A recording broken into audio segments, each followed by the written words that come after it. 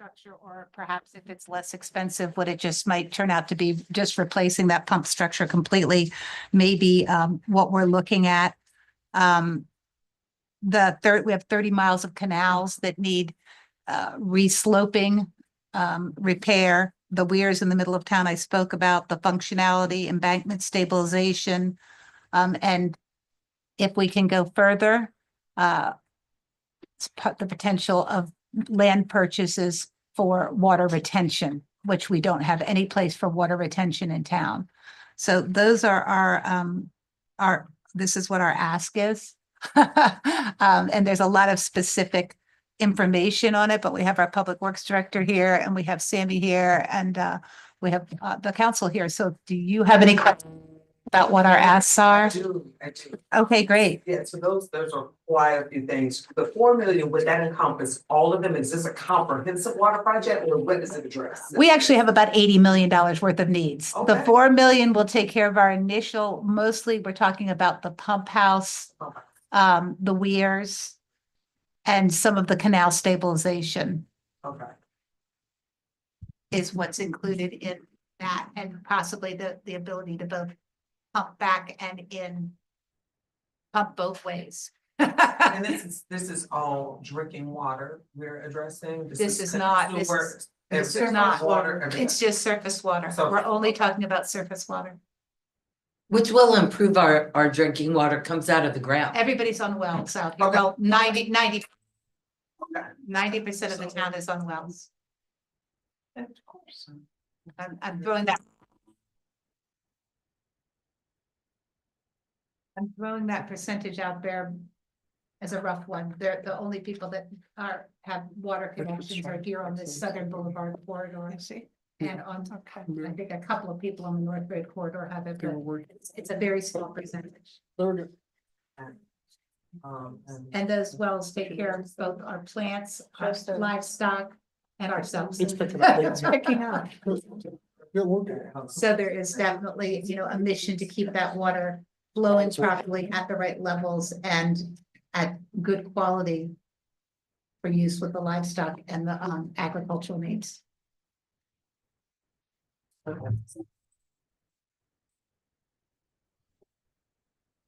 Is there funding that the town has allocated toward that project? So for example, if the $4 million.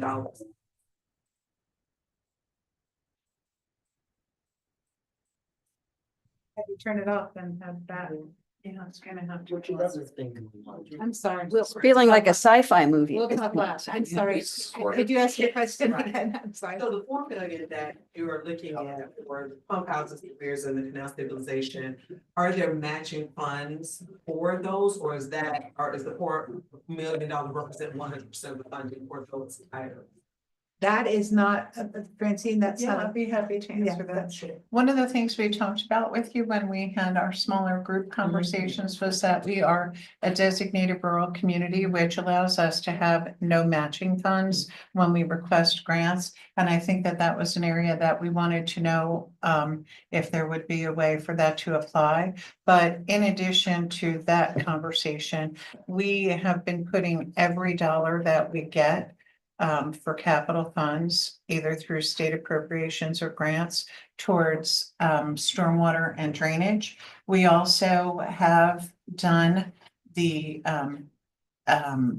assessment of the pump station and control structure. So we would be able to go ahead and be, if you will, shovel ready on that. Okay. Additionally, the pump station retrofitting also includes all new instrumentation and telemetry, which obviously we've never really had.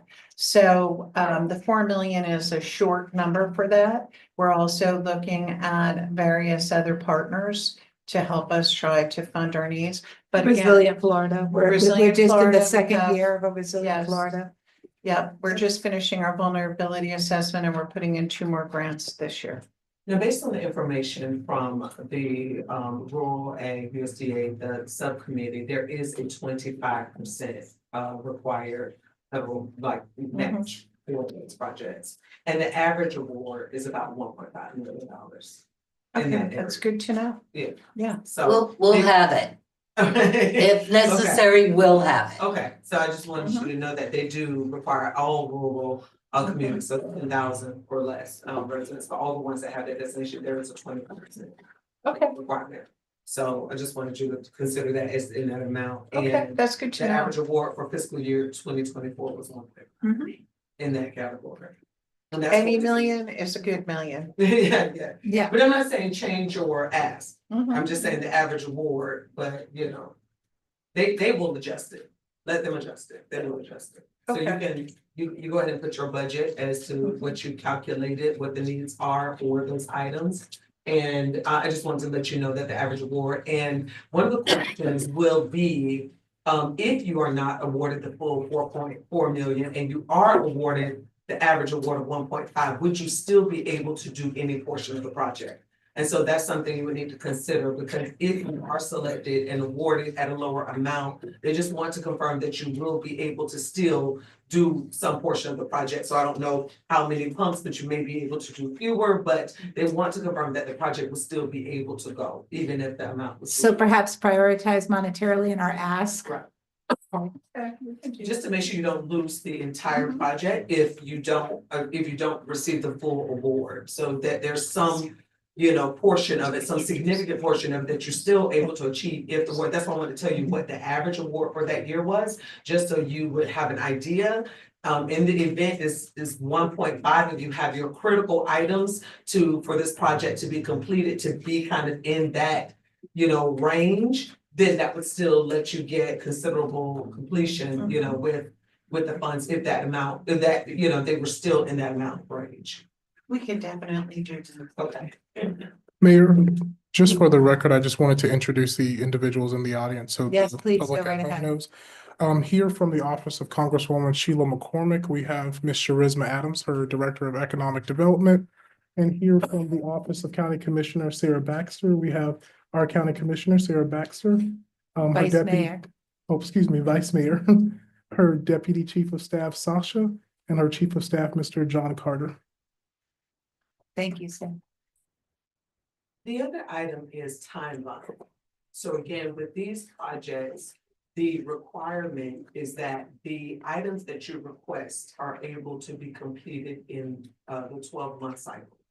So again, looking at that, because they would not be able to submit a project that was multi-year, is to be completed in a single year, the project. Okay, so that would be another good reason to prioritize and break it Right. apart. Right. Put in the whole ask, but in bits. Or you can ask for a specific phase of the project. If that is, if there's a phase, so the entire project does take 3 to 5 years and it is a $4 million project, is there a portion that could be completed in 12 months and is a $2 million portion of the project? Sandy. Mayor, I just wanted to add that Vice Mayor Marge Herzog was also not able to join us today just for Could you please? for medical reasons, but she would have loved to be here. And I also want to introduce our Congresswoman, Ms. Sheila Sherfless McCormick, who has just joined us, and her Chief of Staff. Thank you. I'm sorry. No, just to bring up, you're providing their project, they were looking for a comprehensive water project to address the pump houses, the weirs and the canal stabilization of about $4 million. We talked a little bit about that particular subcommittee. The average award was $1.5 million, and I just talked to them a little bit about the project, how it needed to be situated. Is there any other questions that you would like to ask the congresswoman? May I say something? Sure, absolutely. Hi. So. That's not me. Okay. Sorry about that. So, you are very involved also with the low income housing and veterans housing and.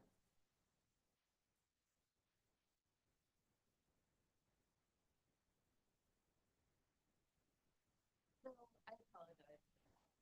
So, I do want to mention that we have implicated, because we do have a lot of seasonal and migrant workforce in our town. We are ag.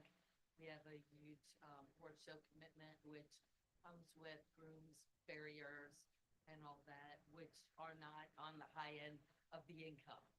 So, we have been trying to make more room for Check. adequate housing for lower income folks. And what we've also been talking about and implementing in our RV program is also for veterans and disabled folks that do live within our town, which is a little hard to do because my only issue is hurricanes. But as long as the landowners are willing to make sure that they make safe shelter, or they have to follow the rules of the state when we evacuate, everybody must evacuate. So we're working on that as well. You guys are right here.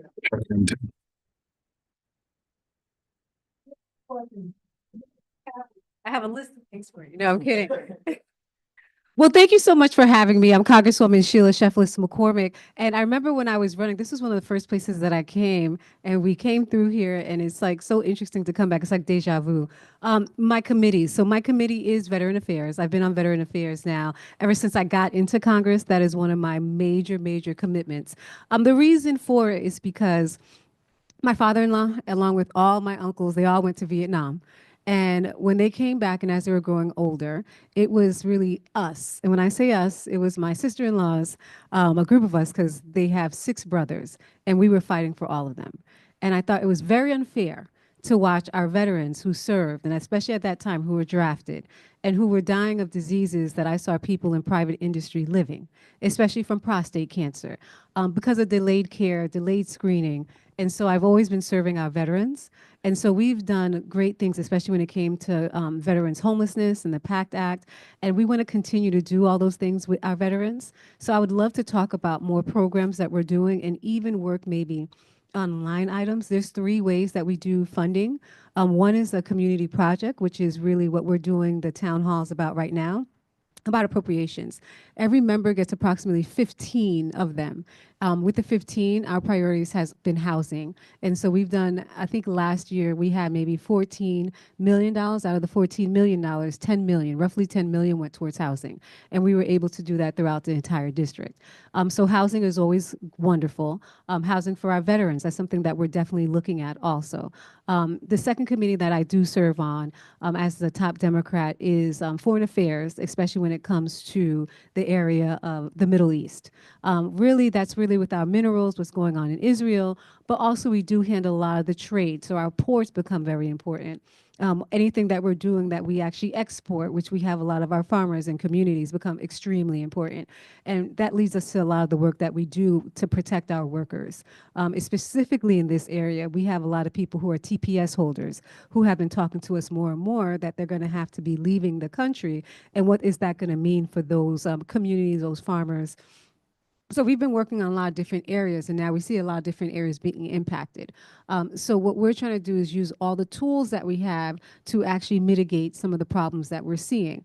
And so the first tier of funding is going to be the community projects. The second form of funding are usually line items. Since water has been a consistent problem throughout both counties, we can look to see what we can do to do a line item, which is actually in appropriations, or we can partner with different members of Congress to do a bigger project. Now, traditionally, I've done several of those projects with Lois Frankel, Debbie, and Broward, and also Jared. So we can look into a bigger county-wide project if that's going to give the most amount of money to the actual city.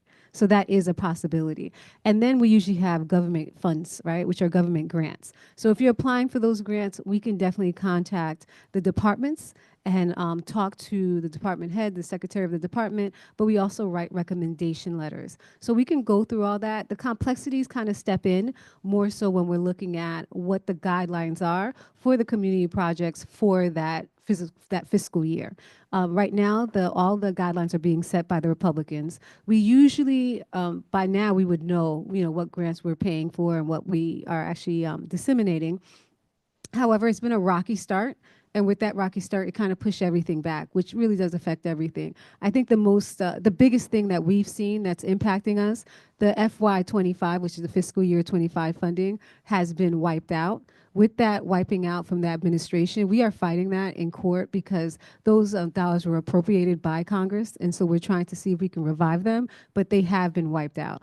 What that means in turn is that a lot of the districts and a lot of the cities who actually applied, they're asking us to bump it for 2026. So what that means essentially is that we used to have 15, and now what the requirement that I'm placing is if you did get an award and you haven't asked to be bumped, we're not going to automatically bump it. So we can have room for other cities who have not applied just yet. So we can maximize the little room we have for FY 26, which would allow you to apply for your programs. And so anything else that you're looking at, we can try and talk to countywide where the county now would give to the actual city. I think that answered some of your questions. When it comes to the guidelines, Charisma is going to go through to it. Usually, there's an extensive conversation that we have with your city, your administrator, and that conversation goes on for a long time until we can iron out to find out which committee will be able to give you that. Am I going over anything that you said already? I'm sorry. You know, I'm thinking about because Charisma does this all day. So last year we went into an issue where last minute they changed the rules. So we had like a week for all the cities to change everything. So having that close contact with your city administration is always going to be excellent for us. I don't know if you guys have any more questions for me.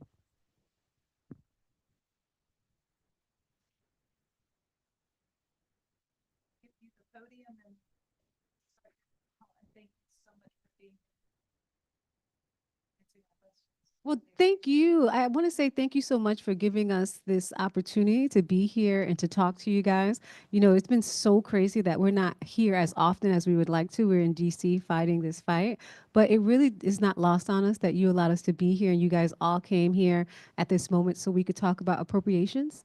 And a lot of times, you know, I was talking to the cities and the constituents, and I tell them that they don't know how hard their commissioners really work and their council members really work.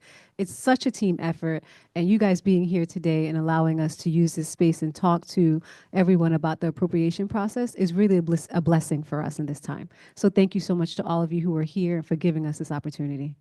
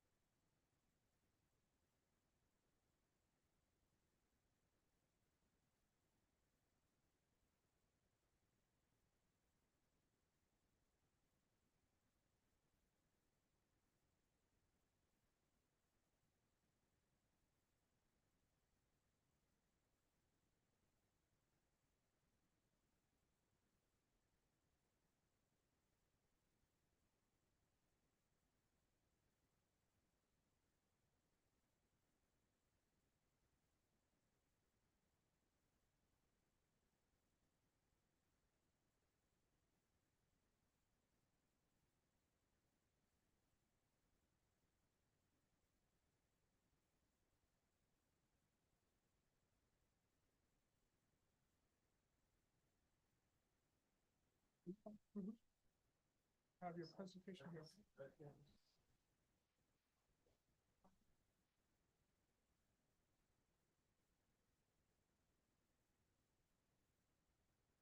Yep, turn it on. The light is on.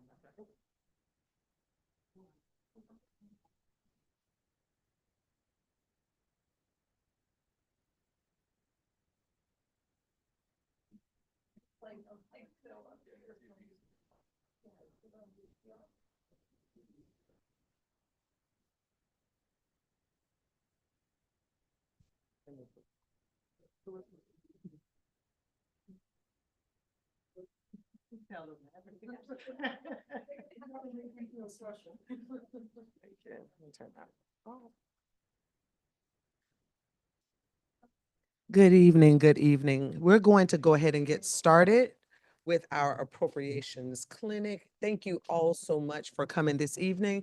I'm Charisma Adams. I am the Director of Economic Development for the Office of Congresswoman Sheila Sheffield McCormick. And I have the pleasure of dealing with all of our municipalities, our county government, our agencies, about everything, funding, jobs, infrastructure, all of those things. And so it is my role day to day to be out in the community to see what people need, what the work people are doing, and really seeing how our critical issues in our district are being addressed. So before we get started, I want to invite our Congresswoman up, and she's going to give some opening remarks. Well, I feel like we've already started here, but thank you guys so much for being here. I can't say enough how much we appreciate you guys being here today. These appropriation clinics are so imperative, especially because it gives me an opportunity and my team an opportunity to actually hear what your vision is. Your vision matters to us extremely. Your vision actually is what we use to power what we do in this community, and especially for this city. And so you're going to hear about different ways your vision can be implemented, and more importantly, how can we help fund some parts of your vision. Every year when we're able to fund projects, we look at it as if we're putting seeds and we're watering those seeds. And we know that the hard work really comes from you guys and your dream and your vision. And we're just playing a little part by helping fund that project. And we understand that these projects actually grow and bloom and they benefit everyone in the community. And the greatest part about this is that these projects are usually people-centered by the people that we're able to fund. Whether you're a nonprofit, whether you're a city, whether even if you're a private business and you have an idea that you would like the city to take up, this is an opportunity for us to hear from everyone and have those conversations with our councilmen and our cities to see where you are. And sometimes I always tell people, dream big, because the bigger your dream is, the bigger we can actually even go to the county and say, hey, why doesn't the county take on this project? And if it's big enough, we might even look at, hey, could we do a line item? So we talked about that briefly. Now, all the hard work and the details and all the red tape and bureaucracy that everyone knows exists in DC, I'm going to hand that out over to our more than qualified Charisma Adams, who nitpicks and goes through all of it and makes sure that every I is dotted and every T is actually crossed, and to make sure that we get these projects over the finish line. So I'm so happy that you guys are here. We have to run to another event, and she's going to start. For those of you who do not know, our district goes from Broward County to Palm Beach. This is like our 5th event where we're trying to get to everyone to make sure that in this one district week, because we spend 3 weeks in DC, 1 week in district, which is, us being here. And at the end of the week, I usually travel internationally for my committee work. So with I don't want to keep anybody else waiting. I would let Charisma do all the heavy lifting. And if anybody wants to know about the town halls that we're having, because we're having several town halls, we can scan. Do we have a QR code? So you can reach out to our office. Also, if you need any casework, so anybody who's having any difficulty with any kind of department, agency, if you're having any questions, if you're a veteran about your benefits, HHS, anything that you may have, our office is more than happy to assist with that. So just feel free to scan the QR code, reach out to us. We're always here to help and to work. Also, we do have rotating offices. What that means is that we do come into Waxahachie Groves. We come all over, and we can make that time. So if anybody needs casework, they can get it done right there on the spot. So thank you so much for having us here, and thank you again to our commissions and our mayor for having us here. And Charisma, the stage is yours.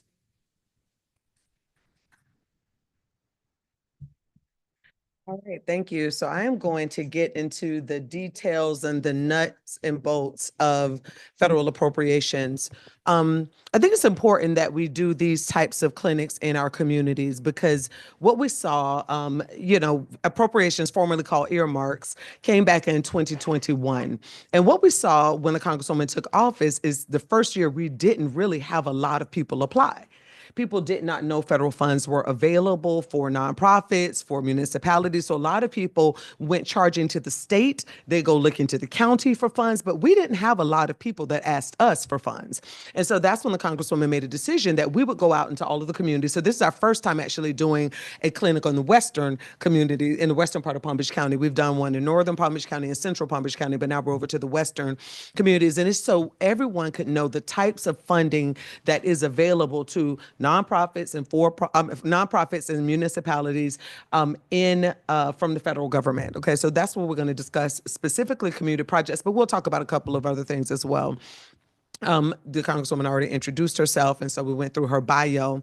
Next, we're going to look at our team. So on the district side, I am the contact here for all things funding. Okay, so not just federal appropriations, but for grants, I actually review contracts as well. So we look at what businesses in our district receive federal contracts. We look at set-asides. I look at all of that data because it's important to us to see how our economy is growing in our community. Adam Saffron is our acting legislative director, and currently he's in Qatar. So normally he would have been here and we do these together. But he's in Qatar because, again, we have some international things that the Congresswoman is going to be focused on. And so he's going to be there because we're looking at a lot of international opportunities as well. And we'll be doing in the future, in the very near future, actually next month, we'll be doing some workshops about how to do business internationally. We want to share how that works, funding resources and tools that are available to businesses here in our district as well. So I just wanted to kind of put that out there. But if you need me, my email is there. Adam Saffron's email is there. And please feel free to contact us at any time. I'm here. The Congresswoman briefly mentioned this, but what our office does, immigration and naturalization, IRS, passports, FHA, VHA loans, federal grants, small business loans, student loans, Social Security, Medicare, veteran services, and any visits to the Capitol. When people want to have tours or you want to come and bring a group of people, you can always contact our office. We'll arrange that for you. So those are the things that you can contact our office for. We have an office in Palm Beach County. We only in that office do veterans casework, specifically in that office. Our Tamarack office is where we handle all casework. So some of the meetings, if people are not able to attend in person in our Tamarack office, will be a virtual meeting for us to be able to address their needs. How we help nonprofits. We can submit an inquiry and a letter of support on their behalf for federal funding. As a matter of fact, there's a recipient of some federal funding. Dr. Martinez in here. She's received a federal grant as well for healthcare out here in the district, and she provides healthcare services in the Western communities. But again, there are many opportunities for funding, and what we're able to do is support your ask for federal funding. It's my role to kind of come in and make sure I have a good understanding of what your organization does. And I also look for funding for people. Sometimes there is an issue or a cause or something that you are addressing and you just don't know the funding is available. Sometimes I'll send notice of funding opportunities to organizations to let them know what funding is available. And so now we get into the fiscal year 26 appropriations. We have three types of requests that happen through the appropriations process. What we're going to talk about more in depth is the community project funding. That's what probably most of you would be asking for. But we also have programmatic requests. Programmatic request is a request to fund a specific program in a larger bill, but at a specified level. For example, to provide $1 billion for the Reconnect program. So that is funding within a larger bill, but it's specifically designated for a specific program level. We also have language report requests.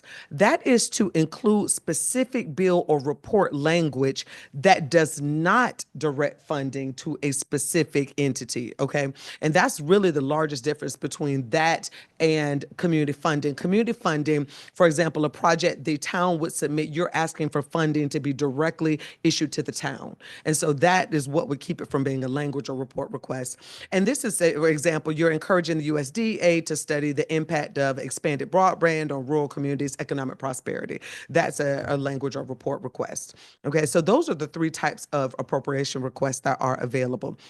If the programmatic or report language request is intended for a specific governmental entity or nonprofit and not competitively awarded, or if it narrowly defines a competitive grant to the extent that only one entity or geographic area can comply, then that's what makes it a community project. And so that's what designates that, is really the targeting and the specifying it for one agency or one geographic area like this town. So community project funding is a tranche of funding set aside in congressional appropriations legislation. It is a part of the federal budget, okay, for eligible community-based projects at the request of members of Congress. And like she said, all 435 members get to submit 15 projects each. When they submit those projects, it doesn't guarantee that the project is going to go through. But that's why, you know, it is very important that you sit with us, because again, we look and study the types of projects that are approved, the funding levels at which projects are approved, and we can kind of see what types of projects the different subcommittees are looking for. What do they fund favorably? What do they prioritize? They issue guidances to us as well, but we're also able to help direct you and to help, you know, massage your projects a little more so that they can be more favorable for the committees, because the committees ultimately have the last say if the project is approved and if it is funded and if it at what level is funded at. So the eligibility for community projects is local government, state government, nonprofit entities as described under section 501c3. The nonprofit has to have a 501c3. So they can't just be, I got a SunBiz nonprofit. You have to actually have a federal 501c3 in order to qualify for a community project. So that's the first thing we would have to definitely check. Each year, Congress is responsible for allocating funds for offices and programs and grants administered by the federal government. And then, like I said, funding requests do not guarantee funding for any individual program. So, and the difference with community projects is they're not competitive like grants. Grants through our federal government are competitive. So when your application is, you're competing against other applicants. The ones that the Congresswoman choose, we look at your project and we look at it in terms of the needs and the geography that your organization serves. So if you're looking specifically at the residents of the town, you have your data. We also have what is called a Congressional dashboard, where we're able to look at specifically the economics, the jobs. We can look at health issues. We can look at, education. We can look at a lot of information in that geography. And then we're able to see impact that your project would have. Because we only have 15 projects and we have 890,000 residents in our district, it's very important that we choose projects that have high impact. So for example, if there was a project that was a housing project, for example, and this particular housing project was to build 10 single-family homes, it would be kind of hard to select that project with the need for housing and how many people are in our district, and only 10 families would be impacted by it. Not to say it couldn't happen, but again, we look at impact. So that was that was something I just wanted to put in that, because oftentimes when people submit projects, they would ask us afterward, why wasn't my project chosen? And again, anytime a nonprofit, if someone's listening or you're here, if you submitted a project previously and it was not selected, you can always feel free to call us and for us to sit down with you and debrief after and let you know what we were looking at, what the project, and sometimes it's a great project. There were 15 projects that just served a greater need. Like she said, housing is so critical. It was hard for us to, it was hard for the Congresswoman to select some projects. Some things were really good, but they just weren't a critical need, like housing and water and food and things like that. So as we look at the subcommittees on appropriations, the list of the subcommittees are provided on your screen. I don't have to read them all, but the reason Labor, Health and Human Services, and Education and related agencies is highlighted is because that subcommittee is not accepting projects. Okay, and that's important. So if you have a project that is Health and Human Services, it is healthcare in nature or educational in nature, or a labor project, that committee is not accepting projects. And so we would not be able, that project, not to say you can't just go ahead and send it to us, but we would not be able to accept, and that would not be a selected project, just so you know, though that committee is not accepting any community projects at all from any member. Okay, so I wanted to make sure that we said that, because, sometimes people will send us great healthcare projects or great educational projects, and we're just not able to support them. That does not mean an educational institution cannot submit a project. An educational institution can submit a project if the project does not deal specifically with an educational program. It can deal with infrastructure. So it may be the building of a building for education that is different than actually an educational program. And so I just wanted to make that differentiation. So if there is an educational provider that is listening, they don't think that they automatically cannot submit a project. Again, there's another disclaimer here. Submission of a request does not guarantee funding. We keep saying that over and over. Each member can make 15 requests. Each project request must be for fiscal year 26 funding only and cannot include a request for multi-year funding. That is important. So if you submit a project, even though we're looking at the project in a second quarter of 2025, these funds will not be released until 2026. And so as people are looking at your timeline, as people are looking at your projects, I know first year at it, that wasn't clear to a lot of people. And they were calling us, when do I get the money? When do I get the money? Because they knew that they were selected in second quarter of the previous year. And they were calling us in June and July, when do I get the money? We're like, next year, this time. And so it kind of throws off, especially people who were doing construction projects, because people were eager. Like I said, many projects are shovel ready. They're ready to get going. And so we just want to make sure that people are clear on when these funds will actually be available. And just to give you, I'll give you a little timeline as we go back, as we go further through. But the process is you're going to visit our website. On our website, there's a tab that says fiscal year 26 appropriations. When you go to that tab, you will have some of the same language I just covered with you. And then you will see the form that you will click. You'll see a link to the form that you will click to submit your request to us. The form is not complex at all, because the amount of information that you have to provide to us, because remember, this information comes to the Congresswoman's office for her to make a selection. This is not the final information you will send to the actual agency if your project is awarded. So I want to make that distinction. So for example, if you send us a budget, your budget may be a very high level budget that you're sending to us. So if it's a construction project of housing, you may send us a project that says we need 2 million. There may be a $500,000 for engineering and architecture and planning. There may be another $500,000 for, materials, and there may be another $500,000. You can do it in big buckets like that to us. You don't have to specify the specific equipment you're purchasing. You don't have to do all of that. This is a high level budget that you're sending us. When you get, if your project is selected and you move through to the actual subcommittee and then to the agency, once the agency gets it, you actually have to fill out a full grant application.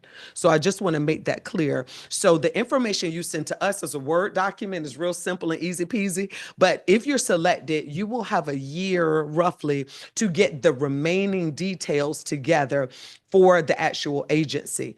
If you do not have your details together for the agency, it will hold up the speed at which you're able to access your funds. I do want to make sure that's clear, because we had that happen because people, I know you mentioned you have studies already, you have data already. That's going to be important. You don't have to provide that to us, but if your project is selected and you actually move to the agency, you will have to provide that information. You will have to provide much more information than you're giving us, and they will let you know all that. So the way the timeline goes is so after you submit, I'm going to go a step above what we see here. After you submit your project, you will know within the next 2 weeks if your project has been selected. We have 2 weeks to review these projects and to request additional information. You want to make sure, and I really want to stress this, that the contact name, phone number, and email that is on your request will be employed with your organization prayerfully within a year. And if they are not, you have access to their information. We had an organization that lost their funding because the individuals whose email and name was on there, the agency was calling, email. We did not get a response. And and then we ended up calling them, what's happening, and they didn't know that they didn't get email. They missed the webinar they were supposed to be on. They missed the application grant deadline. timeline because the contact information. So make sure, and if the person, like, again, we can't control how people move, but make sure you don't forget that this project was submitted and you have access to this email address that you provide us, because that is how we're going to contact you. If you submit us, our projects are due this Friday. When the projects are in, it is important because I, myself or Adam, we will do the first review of the projects. We have to make sure you have all of the information that you need before it goes to the Congresswoman, because we know we can't even upload it if all of your data is not there. We can't upload it to the portal for appropriations if you're missing any critical data. So it's going to be important that you have all of the information you need to us. If you're missing things, we're going to call you. So don't worry that's why I need to make sure the phone number is correct, the email is correct. Someone from our office, if you send it in and you're missing data, you skipped a question, or honestly, if I feel your response is not thorough enough, I'll call you and I'll ask you for more details. Because again, this is not a process where we're trying to get community and entities to compete against each other. We want to award projects because we want to see funds flow into this district for critical needs. And so we want to make sure that all of you are submitting the best project possible. I want to say on your application, though, because we're the first tier of review as we read them, it's important to include data, because one of the questions we ask is, how does this project benefit the residents of this district? Sometimes we get very vague answers. Everyone needs a place to live and a roof over their head. Right. We know that, it's understood. But when we talk about it, it's important if it's, for example, a housing project like that, tell us this location, what is it in proximity to? Is there an extra number of homeless individuals in this area? Is there something in this area that a housing project, it would give them greater access to? Is there a school? Is there a grocery store? Is there, help us envision what you're trying to build. So the more information that you can provide us, the more compelling your submission is. And so it's very important that you just put those critical pieces in there, because sometimes the response is the project may have been great. And then we talk later to some of the people who submitted, and they say, oh, well, no, I was doing that. I said, well, you didn't say any of that in your submission. You only told us, everyone needs to eat, and we so again, make sure you have some of those critical details about your project in your submission. That's going to be important. Another thing is, so when you submit the project, within 2 weeks, you'll know. So by the first week of May, we will announce to you. We won't publicly announce, but you would know if your project has been accepted and selected by the congressperson. The public announcement will take place on Friday, May 23rd. May 23rd is when we will post to our website all of the 15 projects that have been selected. Okay, so you will know by the first week in May 2nd, 3rd, somewhere up in there, and then everyone else will know by May 23rd, those projects that we've selected. Between this Friday and May 2nd, if you submit any of your information and you're missing, you will expect a call from myself or someone on our team. So please, be on the lookout for those, or an email if we can't get you on the phone. After that, after the submissions are made, it takes about 2 to 3 months to write the actual bill. Okay, so again, remember we told you these projects go into a bill.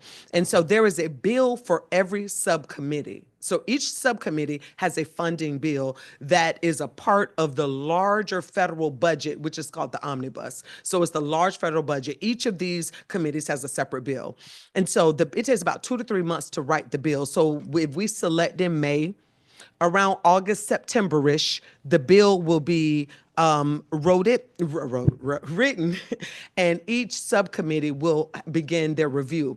You can actually watch online the review of the project, the subcommittee's review of the projects. So if your project is submitted and selected and submitted, again, we will let you know. And at that point, you can begin to watch the movement of your project through this budget. So within 2 to 3 weeks, 2 to 3 months, you'll begin to get notice about the committee markups. The dates will be posted that the committees will mark up the bill that includes your project. You can hear what they have to say about your project. You can actually hear the committee meeting and hear exactly what they say. If funding is reduced, you can hear why. If the project is scrapped altogether, you can hear the remarks. And again, we have not had any projects that have been rejected. I mean, other than the widespread rejection last year of all projects. But in terms of the ones but so that's why it's critical that we kind of understand what types of projects are favorable. And then it still has to be signed into law. And so normally that happens at the end of the year, unless like this last year, it was a split and it was really contentious. We don't anticipate that this year because there is complete party control. So we anticipate the bill to move quickly through the House and the Senate and be signed into law. So we don't anticipate a large delay there.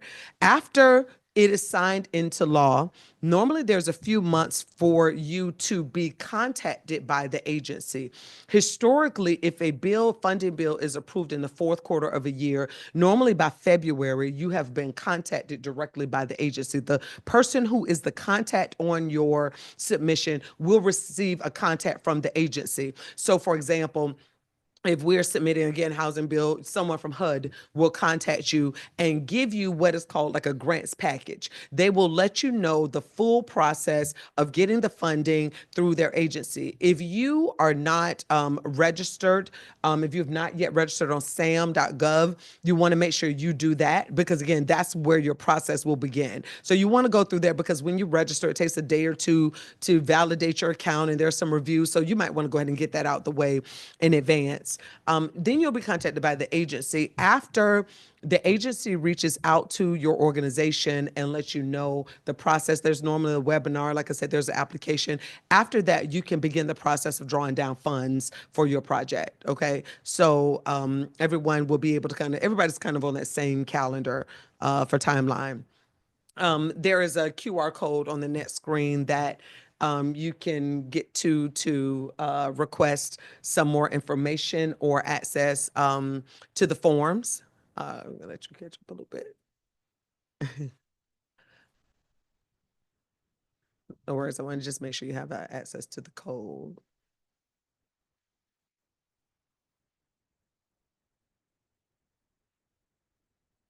There you go, perfect. So you can scan that QR code to request the actual forms or get some more information about what they're looking for. And so now I want to open it up for Q&A. If you have any questions that you'd like to ask, please do. Thank you. Sure. Mm-hmm. So my question is, and my concerns are because this is personal to me as well. I'm getting older and my friends are all getting older. And my friends, these are people that grew up out here. They don't wanna, so the only option affordable for these folks is something called like Lakewood Towers.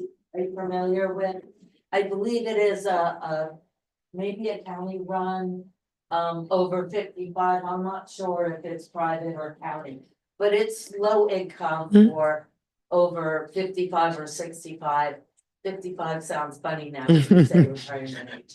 So, but these folks, what I'm finding is many of them that maybe were disabled at a young age, they're living on $10,000 a year. I lived on that. I was on disability for 20 years. Okay, I started at $500 a month. Oh. By the time in 2012, it was $840 a month. This is what these people are living on. I think this is like the cap. So my question to you and our county commissioner is towns like Westlake and Wellington. What I found in Wellington did have low income housing because they're cities, they're larger. Well, what I'm finding in Wellington is the equestrians have driven up the rentals. The original low income housing is now seasonal housing for the equestrian community. Also, like Westlake, is Westlake going to have a low income housing? And if not, why not? because they have all kinds of stores and housing, and we just can't keep building multi-million-dollar communities out here. We need a place for our elders that want to live in a green space. So how do we, I thought years ago, like the big cities had to have some sort of low-income housing. And that seems to have gone to the wayside. The great thing is, you're in a position to ensure that there's affordable housing out here. And the way we do that is you partner with the developer. We have, you can, as the town, the project just has to be submitted by you, but you could partner with a development partner to achieve housing. We do it all over the county. So for example, you don't even have to have a developer. You can do Habitat. You can do, there's tons of agencies that we've done, all of our housing projects, actually, are partnerships with municipalities. We're a 5-acre buildable. If we go below 5-acre buildable, we will lose our rural designation. We will lose our farmers. Okay? And we will lose our uniqueness. So what we have done is given people the opportunity to lease RVs in the backyard, which is of course more affordable. That's housing. Housing, it does not have, but housing does not have to be brick and mortar, multi-level, if you want to do a project, we're looking at communities that have all types of stuff. You know, I don't know if you've seen Lake Park has accessory dwelling units that they've approved in their town. But it doesn't have, it could be mobile. You have the opportunity to do that. If you want to suggest something like that, it also doesn't have to be, you know, thousands of units. And what about? Scott? No, she's right there. Oh, there you are. What about our county, like some of the acreage that's out in the western community? So we already have a $200 million general obligation bond dedicated to workforce affordable housing and 1,100 units in the process of being built by partnering with builders. But will that also be available to elders who are not in the Everyone. workforce anymore? Yes, Okay. they're gonna be available to the most amount of people, because if we're putting taxpayer dollars for something, we try not to limit it to just one. Do you mind sharing that with Francine so she can share that with Oh, us? Share I what will- exactly. Oh, you share just back with talked you. about the housing. That's a while old, Phyllis, I will resend it. Okay, thank you. You're welcome. Thank you, I appreciate it. Of course. Yeah, thank you. Thank you. And Yeah, no, I was going to say, yeah, you can be as creative as you want to with housing project. We have seen all housing projects, I just want for clarity, do not have to be construction. Okay, so again, all housing projects don't have to be construction. We have a city last year that we selected $2 million for senior housing improvements, because what we notice is that a lot of our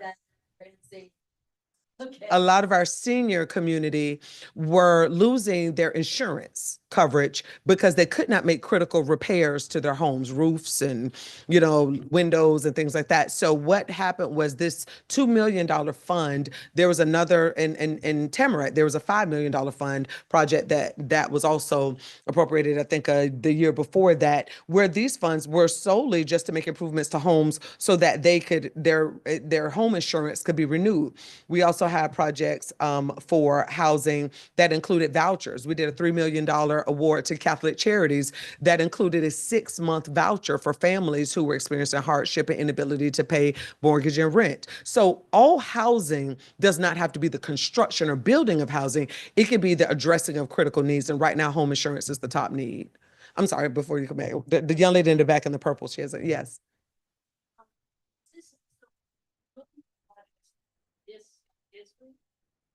Federal funding, I'm looking at like agriculture and some of the housing projects throughout Palm Beach County. Does that be just Palm Beach County, Dade, Broward, Palm Beach? So our district is Palm Beach and Broward. Yeah, we have Palm Beach and Broward. So we have all of the glades.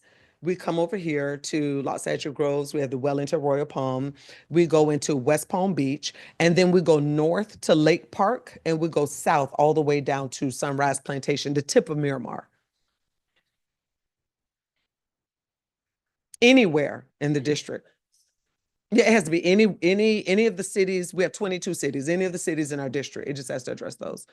Dr. Martin.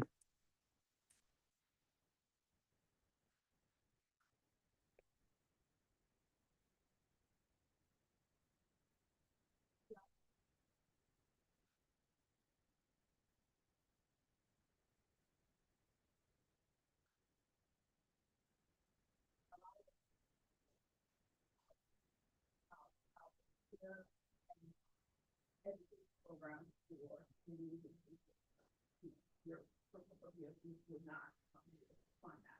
let's say if you would want to build center, like a child care center, or housing facility, would that fall under rural development? No, that falls under HUD EDI, Economic Development Initiative. And unfortunately, last year, that's what she was saying, the 1 week, a nonprofit cannot apply without being partnered or umbrellaed under a municipality. So for example, if you were providing something like that, you would have to be in partnership with the municipality, and actually they would have to apply, not you. So a nonprofit cannot apply for HUD EDI. And that was a change at the very last week of the last year's submissions. Yes. I'm sorry, behind you. Yeah.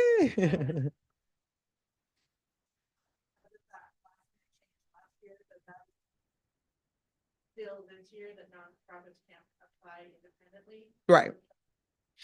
Well, no, not for projects, just for HUD EDI projects. A nonprofit can apply for a CGAS project, which is the Commerce, Justice, and Science, which are projects dealing with public safety, return to citizens, or, you could do rural, you could apply for rural, but the project would have to be in a rural area. So there's other committees, just not. Yeah, but yes, you could, but you have to still do it with a community, and we've talked about that. I've talked about that specifically, but then we have some communities in mind, because the challenge with you all is site control, is land. And so that's where the partnership occurs, because the municipality is putting the land into the project, and generally you guys are the builders and the financiers of the project. Yes. Sure.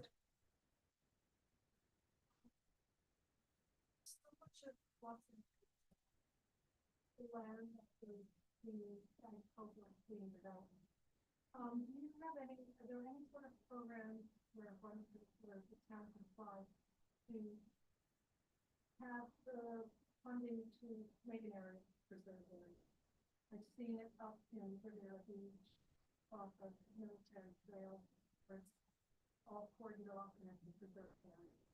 And the reason that I'm concerned about it is because I've been here 10 years, and I've had so much wildlife here because of all the development. And I just think that, we need to protect that too. And I don't know if I did some research, I went online, and trying to find out where, how we could do that, how we could reflect, having land for to be preserved. Community project could be a purchase of land. It does not have to be building. You can actually purchase land with the project. The land, the project that you're requesting could be to actually purchase parcels of land. So that is an opportunity as well. Mm-hmm.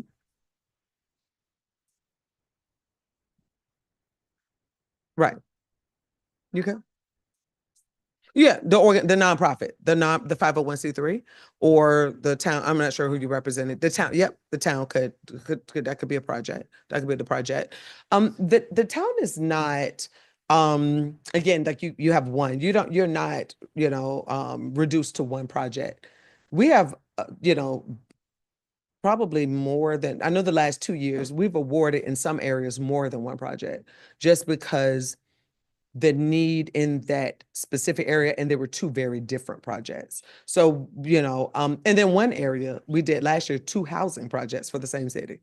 And it was just because the numbers of homelessness, the amount, it was largest in that city more than any of our other cities. And so we did 2 housing projects in the same city. So it doesn't mean that every area only gets one. This is discretionary. This is the Congresswoman's discretion, how she chooses which areas she select.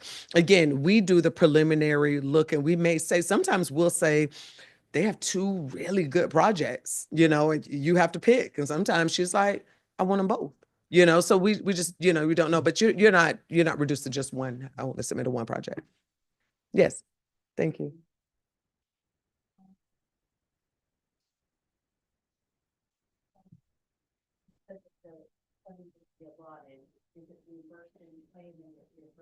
It depends on what the project is and what you're requesting funding for in the budget. So, that's tricky. Yeah, that's tricky.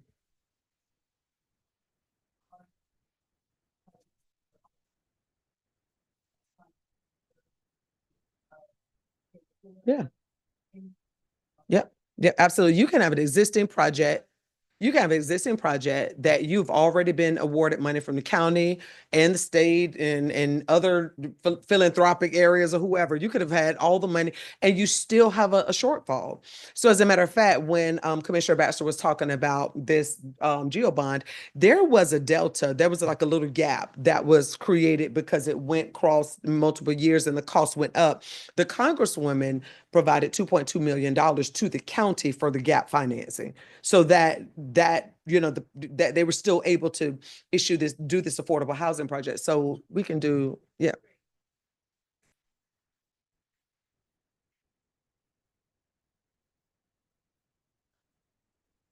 Well, let me say this. That was specifically under water, wastewater, and I have the full guidance actually here. That was specifically in that category because we were talking about a water project. So under rural, you have multiple areas. You have agriculture research, building and facilities. You have natural resource conservation service and conservation operations. You have rural development, rural housing, and community facilities grants. You have rural development, rural utilities, and reconnect grants. You have rural development, rural utilities, water and waste grants. And then you have rural development, rural utilities, distance learning, and telemedicine grants. Those are the categories. I was specifically reading about water and wastewater. That it has a 25% match. Sure.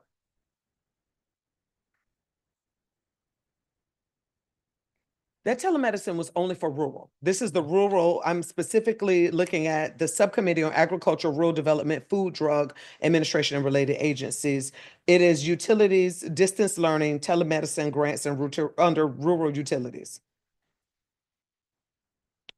Rural. Yeah. So you have each of that subcommittee is broken up that way. So you have rural development, you have agriculture, you have food and drug. And so that's the top level of that specific subcommittee. Anyone else have any questions? Oh, easy crowd. Those weren't too bad. Those had me sweating for a minute. Those weren't too bad. So again, the deadline is Friday for submitting projects online. And also you will need letters of support for your project. And what a letter of support is, you have to show that you have community need and community support for the project. And so what would happen is you would reach out, for example, if you have a nonprofit located here in the town of Lots Groves, you would contact one of your town commission members, or you would, town manager, or you would go to your county commissioner, or you would go to your state rep or your state senator, and you would ask, hey, this is the project we want to do. This is the area. This is the problem we seek to solve. Would you write a letter of support to the Congresswoman? So the letter is going to be addressed to the Congresswoman, and it's going to say why they feel that this is an important project and it's needed.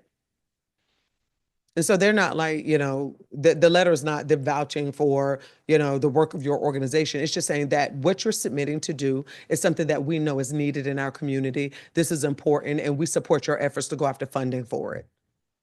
And there's no number of letters you need to have. So it's not like, oh, if you got 5 or you got 1 or 2 or whatever, but you have to have some letters of support. Also, another component that you can submit in addition to your letters of support. So if you don't have a lot of support, you can submit newspaper articles or media that shows the issue that you're seeking to support or address. So sometimes there is, there may be a recent article that was published in the Palm Beach Post that talks about seniors not having anywhere to live and on fixed income. You can attach that with your project submission. Okay, well, great. Well, thank you all for joining us this afternoon. If you have any questions, please give me a call. Thank you so much. It was a pleasure being here with you all. Thank you.